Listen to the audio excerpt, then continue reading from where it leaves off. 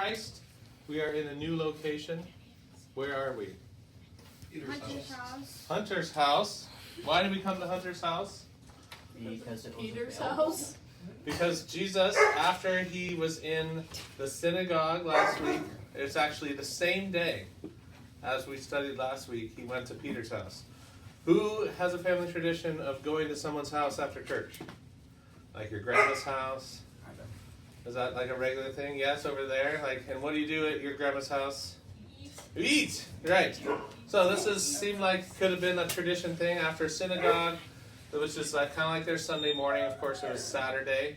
They would go to someone's house. That was probably a regular occurrence.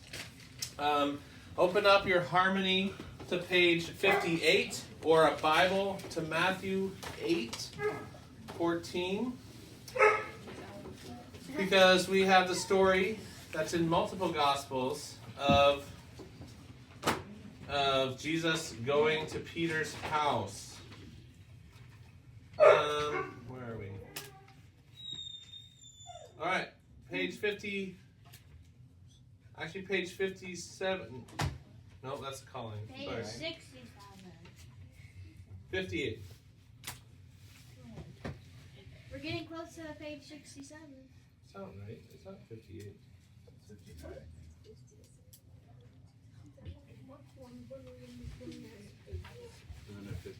Oh, there it is.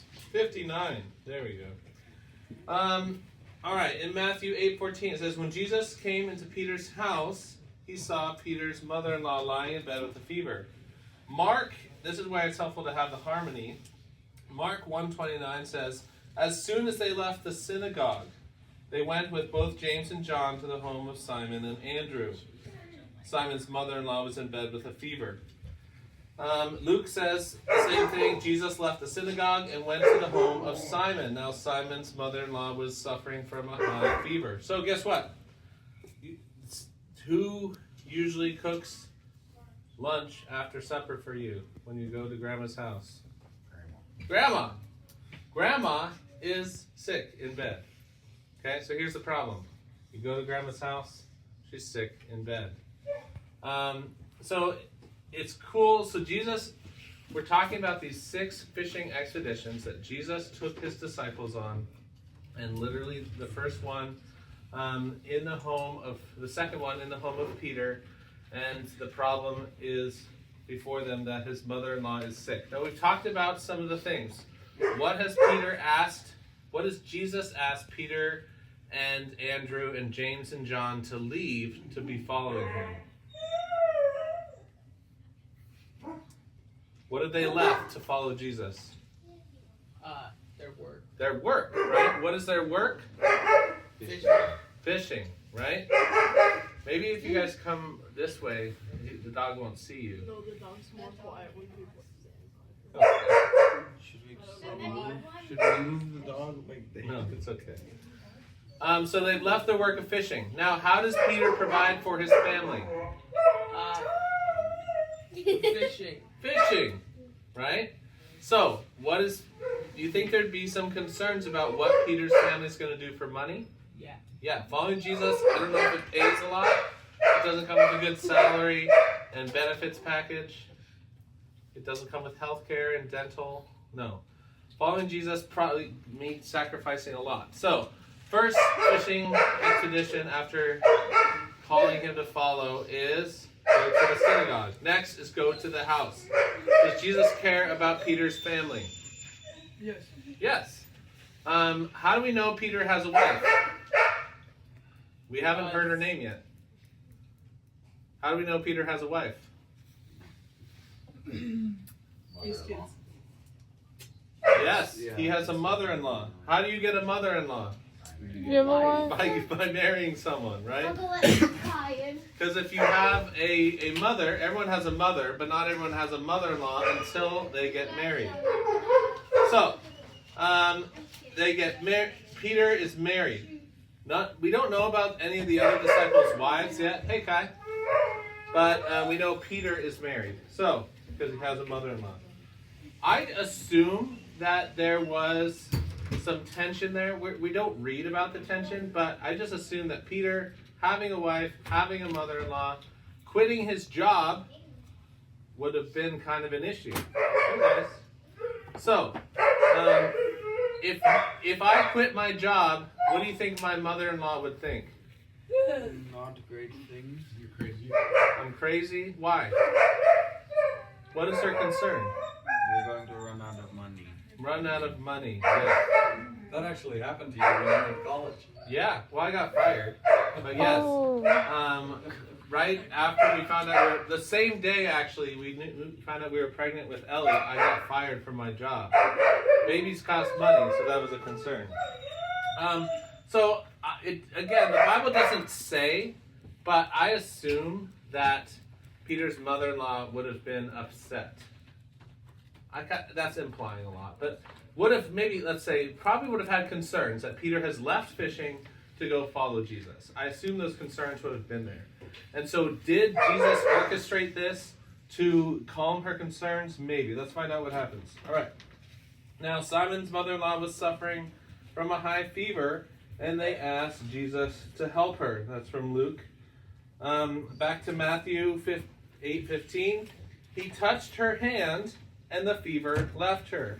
And then she got up and began to wait on him. So a very simple miracle here. Luke gives a little more details in Luke 4:20-39. So he bent over her and rebuked the fever, and it left her. She got up at once and began to wait on them. Mark, very similar. So he went to her, took her hand, and helped her up. The fever left her, and she began to wait on him. These accounts being different doesn't mean that they're wrong or something. Like, you see how they all could be different from different perspectives. They're all compatible, and they have slight differences. So Jesus heals Peter and mother-in-law fever. I don't know how serious it was. Maybe it was minor. It doesn't necessarily mean that she was dying, but either way, she was sick in bed. And then what is she doing now after she's been healed? Cooking a meal. Cooking food, waiting on them. So she gets up immediately. I think she's now great, obviously. How do you think she feels after being healed? Or Amazing. like towards Jesus, towards Peter, towards the situation that I've brought up as a potential thing. Amazed. I mean, I think if she had any doubts about her son-in-law leaving fishing to follow Jesus, I think those doubts have been eliminated, taken care of, right? Now she sees, wow, if she didn't believe in Jesus then, she believes in Jesus now. I think she has faith, and now she's serving them. So that's just a small little thing, but it's in Peter's home, and Jesus, it shows us that Jesus cares about what's going on at home for Peter as he's being called to serve, and it shows that that Jesus even cares about the concerns of the family in this situation. So what happens next? We'll go to Matthew 8. We're just trying to stick in Matthew for the most of it. Matthew 8:16. When evening came, many who were demon-possessed were brought to him, and he drove out the spirits with a word and healed all the sick. Now, what happened earlier today in the synagogue? The story we read last week. He drove out a demon. There was a demon-possessed man in the church, in the synagogue, and he drove it out. So, word has gotten out, right? So, everybody who has a demon-possessed friend or family member is bringing them to Jesus. And they're casting out the demons. Jesus is casting out the demons and healing the sick.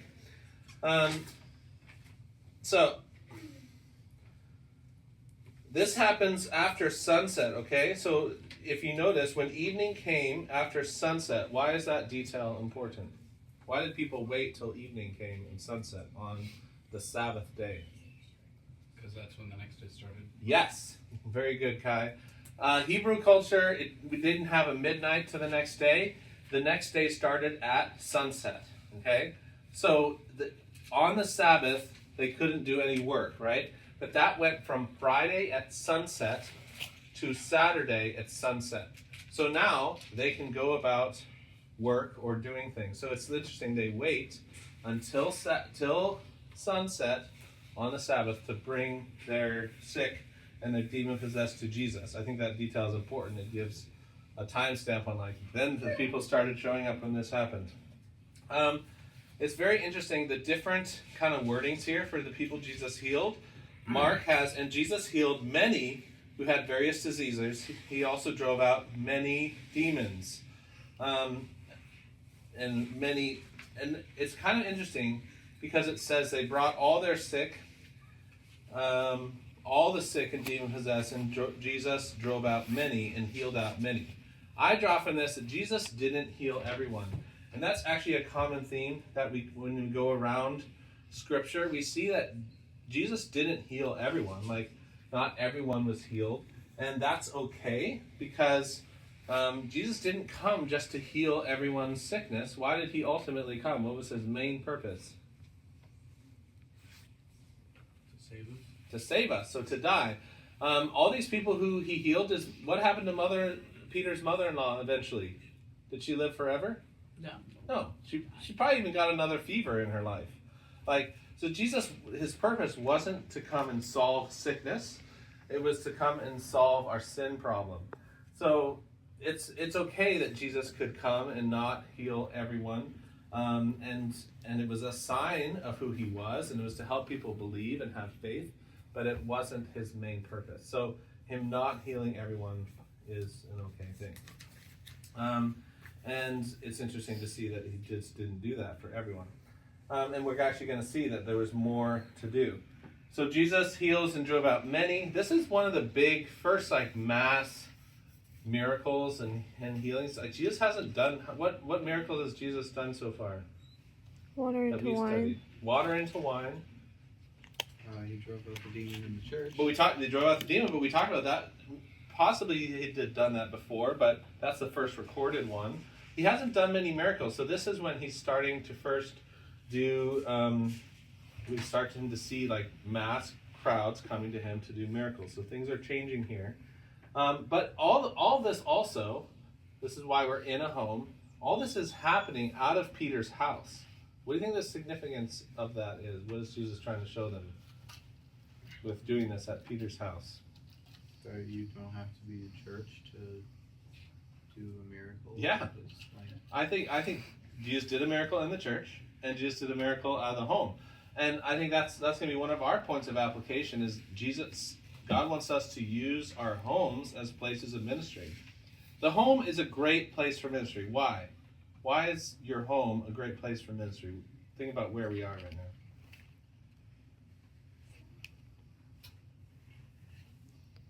What do you do with your home and other people?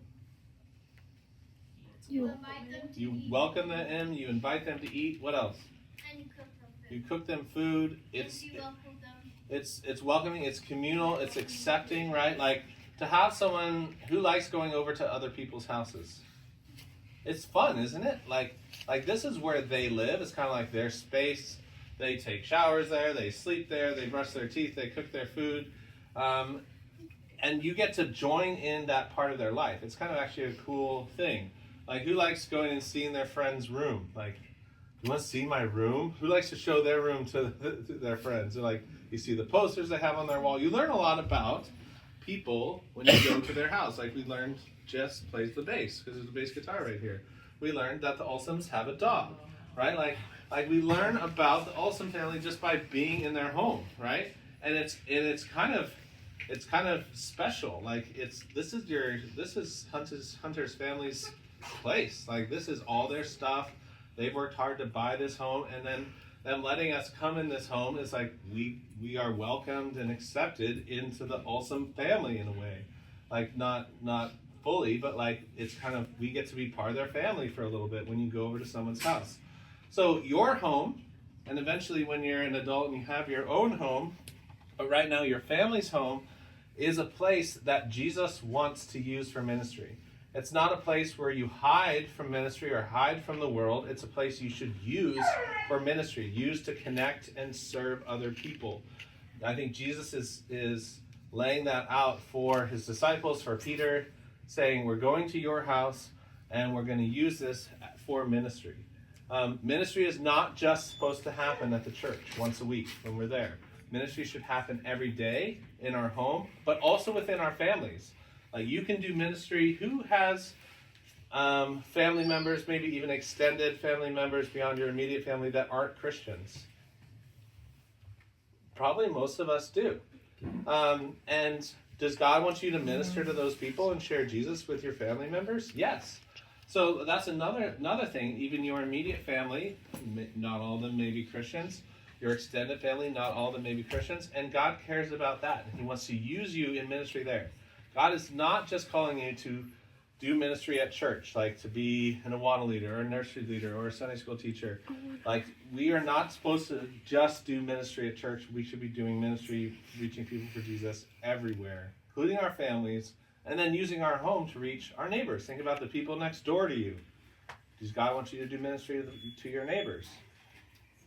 How can you use your home to do ministry to your neighbors? Yeah. You can make it like comfortable, like other than like make them feel welcome. Yeah.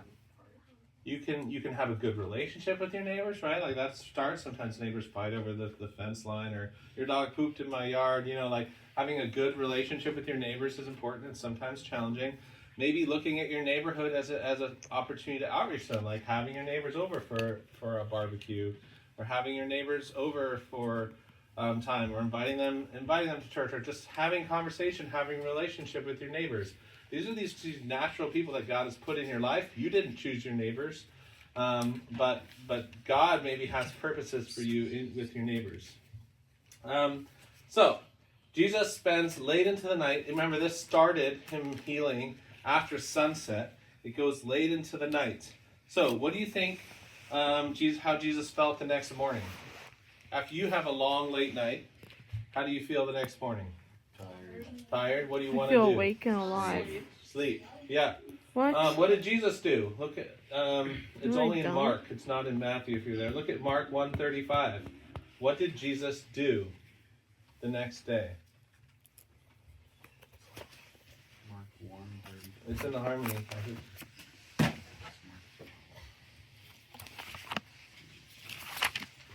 1:35. Yeah, Mark 1:35. What did Jesus do the next day? Do you want me to read it? Sure. Before daybreak the next morning, Jesus got up and went out to an what's that word, Alyssa? Desolate. Oh, that's not what mine says. Oh, solitary. Isolated place to pray. Isolated. There we go. I did it. An isolated, solitary place to pray. What time was it? We don't know the exact Early time. morning. Before sunrise, okay? Really So early. Jesus 4 starts a.m. healing people and casting out demons, which would have been pretty heavy, draining work. Like dealing with demon-possessed people and healing people and meeting them and hearing about all the hardships they've gone through. This would have been tiring work that started after sunset. What is Jesus doing, and what does he sleep until noon? No, he gets up before sunrise. I don't know what time that is. At least like before 6 a.m. probably, and gets up and starts and goes to an isolated, desolate, solitary, that means just alone. Like when we talked about at the retreat, where did we want you to go to find a spot for devotions? Far away from other people. Away from other people, isolated, one-on-one with God. Jesus models that for us. He's It was going and cold spending outside. one-on-one time with God. He's been doing a ton of ministry, right? He's been serving God with his disciples, with his people. He also models to us that alone time with God is super important. And he prioritizes that, and he gets up early. Now, a lot of times we're like, oh, Jesus, did he even need to sleep? You think Jesus needed to sleep? Yeah. Yes. We've been talking about over and over, Jesus was human. So he would have been tired. It wasn't, he was superhuman. He could just like click his fingers and not be tired anymore. He chose to have the human experience and would have felt tired that morning. He probably felt like he didn't want to get up, but he did it anyway. So a lot of times you read this like, of course Jesus got up, worked late into the night and got up early. He's Jesus. But no, his physical body would have been exhausted, tired, but he prioritized spending time with Jesus. What's really interesting, he gets up, left the house, goes to a solitary place where he prayed. Why did Jesus need to pray? Yeah, He wanted to talk to God, Yeah. his Father. but he is God. So Still, why did he need to pray? because he wanted to talk to God. Yeah. So again, Jesus is modeling us Jesus had, actually, it would have been hard, I think, on the Trinity for Jesus to be on earth. Like, they would have had this disconnect that they haven't had because Jesus is in a human body, and it's not the same type of fellowship. I think that's a big reason why we see Jesus praying so much to God, because he desires this connection with God.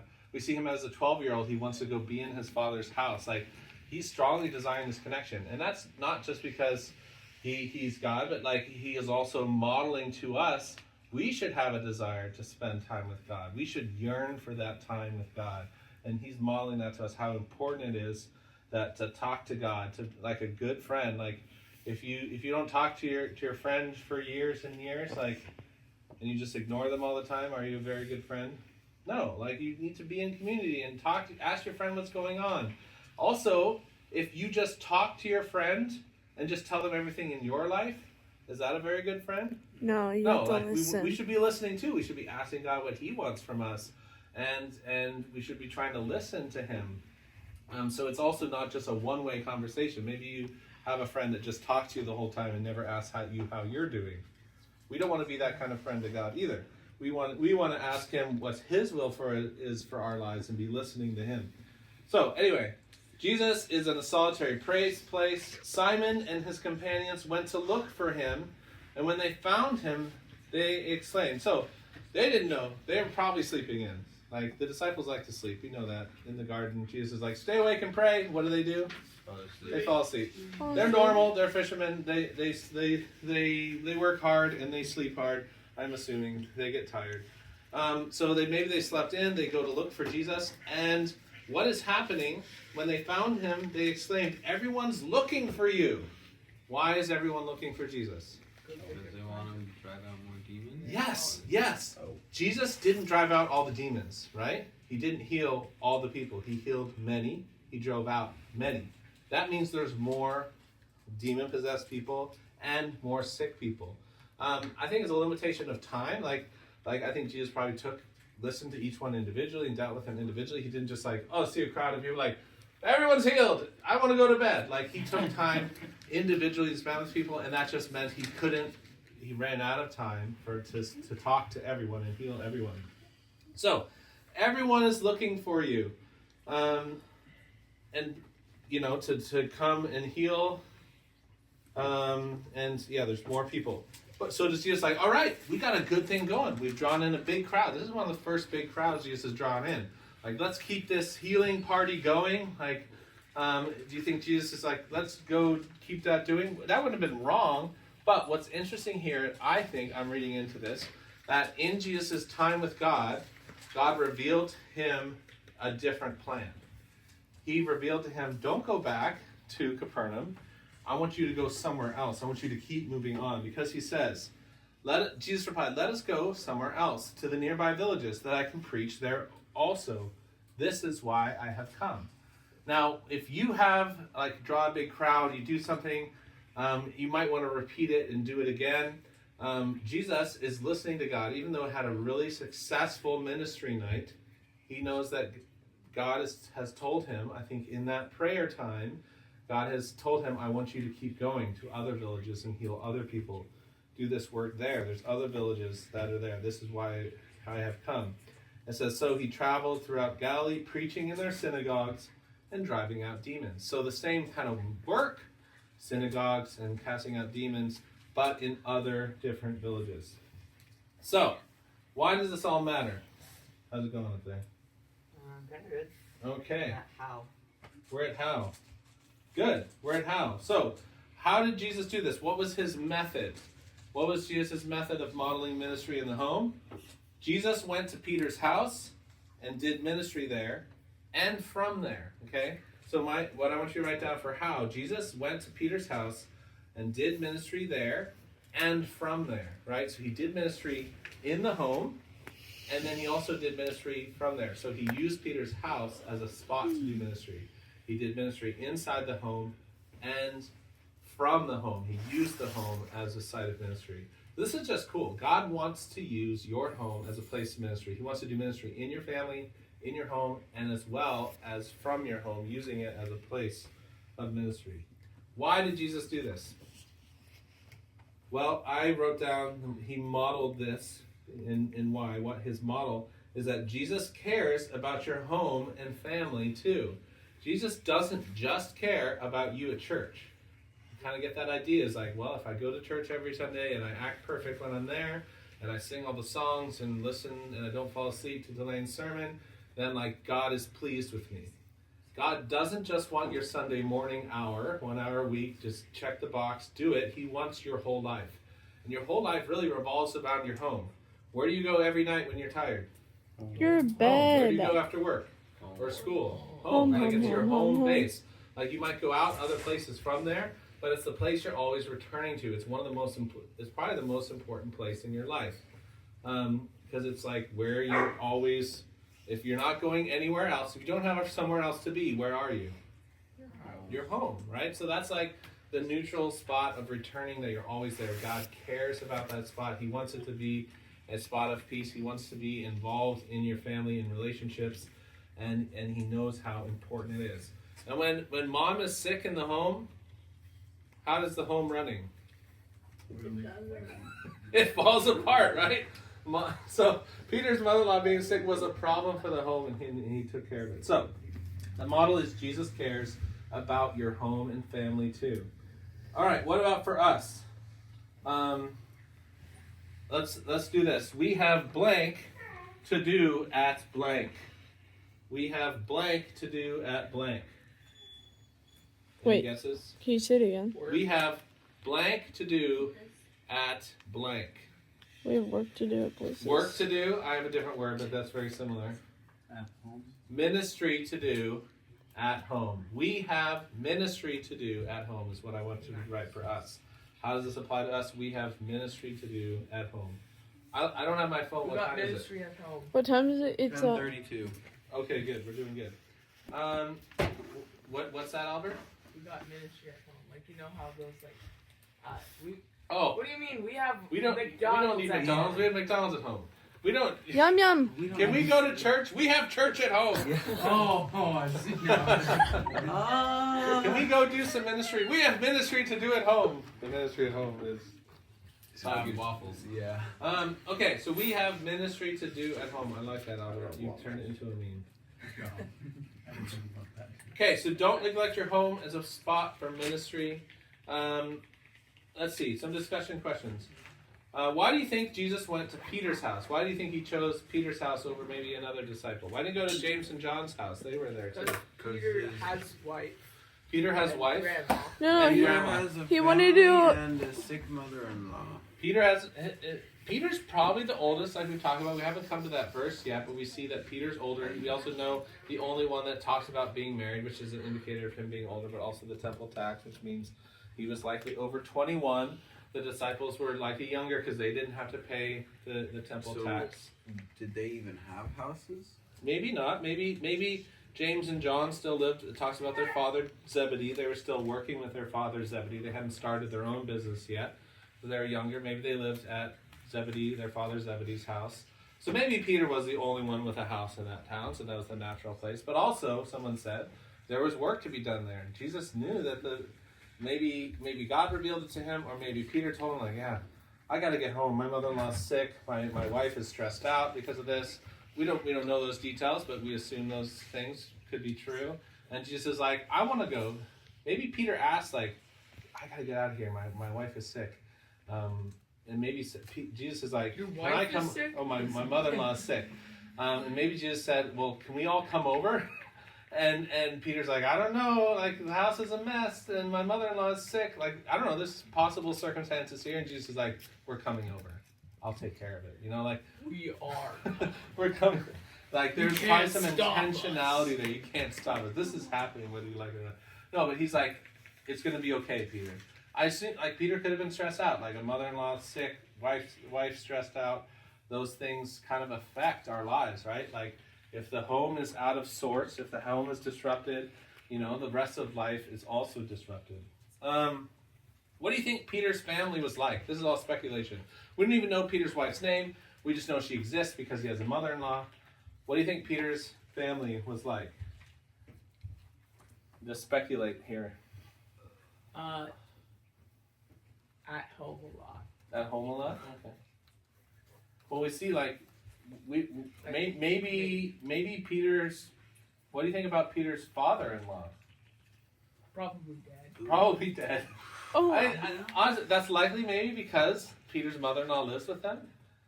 We could probably get into the cultural studies of that, but like normally they would get their own home. The kind of the job was you'd get engaged, betrothed, right? We see that in the Christmas story, and then the man would go and build a home for his wife. So like multi-generational homes, as far as I know, weren't as prevalent, so this wouldn't have been a normal thing. So Albert, I think you're right. Possibly, we don't know, but that Jesus or that Peter's father-in-law had died. Maybe that's why the mother-in-law was staying with them. So we see like some hardships and things aren't perfect in the home. Do we know about any kids? No kid yet. No kids yet. We don't actually. Sorry, we don't know. Probably. It's not listed any, so we just don't know. There could have been kids, but we just don't know. The Chosen chooses to use that as a storyline that they're having trouble having kids. You know, if you've ever watched The Chosen, it's reading into these things like omission doesn't mention kids. Maybe they didn't have kids. Maybe they did. We don't know. Okay, what do you think? We talked about this a little bit, but once again, what do you think Peter's family thought about Jesus before and after this event? Like before, Jesus got Peter to quit his job. And after, he's healed the mother-in-law. So what do you think they thought about Jesus before versus after? We're not going to make any money because of this. Jesus got, like, you joining some cult? Like, what's going on? Like, Why just are going you to in a follow some cult dude now? around and quit? Why aren't you fishing? Like, we need money. Like, we need to pay the bills. And then after they've met Jesus, he's healed. They're like, dude, this guy's for real. They got to experience the healing, right? Jesus has now changed their lives for the better, and I think they have greater faith. Another question, why didn't Jesus just heal everybody? Why didn't he just look at that crowd of all the sick and demon-possessed people and just be like, wave his hand and be like, be healed? He could have done that, really, right? Why didn't he? Because he wanted to have a personal relationship with them. A personal relationship with you him? go, What Colin. would you say? That's Not as nice. not as nice. How's that? Well, it would have been nice for the people that didn't get healed. But I think, yeah. Because what does Jesus care about more than healing people is changing their hearts, right? And so he wants to meet these people, know their names, hear their stories, and be a personal person to them so that they would get to know him, right? Dad? Not everybody gets saved either. Yeah, that's true. So he doesn't just wave the hand and just be like, everybody be healed, because his number one goal is for them to know him, believe in him, and a less personal like mass healing. They'd be like, I don't know what happened, but I'm better now. But if they go and talk to Jesus, they're like, he cared for me, he touched me, he put his hand on my shoulder, he prayed for me, and then I was healed. Like, to have a personal experience with Jesus, like, would have been so different than just a mass wave the hand healing. I think that's really important. That he would have, I think the time limitation, he could have healed everyone. He had that power, but he chooses to interact. We don't know that for sure. It doesn't say he chose to interact with every person individually, but I would assume that would be the time limitation of not healing everyone.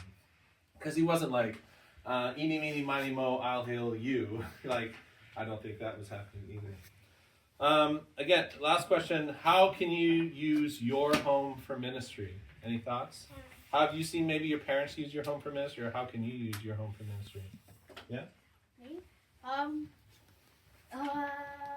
think, I don't know. Preach in your house, just like Jesus did. I don't know. Okay. I don't know. Other thoughts? Henry? We house missionaries whenever they're here. Oh, cool. Mhm. Yes. Yeah.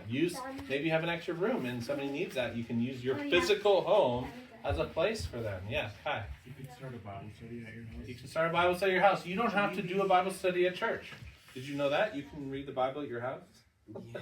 Right? Like sometimes we reserve the church building for ministry, like doing your ministry in your home. Awesome. Anything else? I think just be welcoming to guests and just make them feel like your house is a place just to feel safe and secure. Be a good host. Like that is welcome. People love, feel welcome, be invited in. Don't, be like, oh, I don't know, my house is messy, I want to have you over. Jake. You could like supply Bibles for those who are poor and some food and water because poor may not always have those things. Yeah. Especially a Bible. Yeah. Maybe people are in need and you have what they need in your home. Like you can share. Right? Sharing is caring. Sharing is caring. Ba-da-ba. Well, cool. That Jesus models to us using the home for ministry by using Peter's home inside the home and then using the home as a base for ministry. Really cool. So this is Jesus teaching. Remember, we're going on fishing trips. Jesus has said,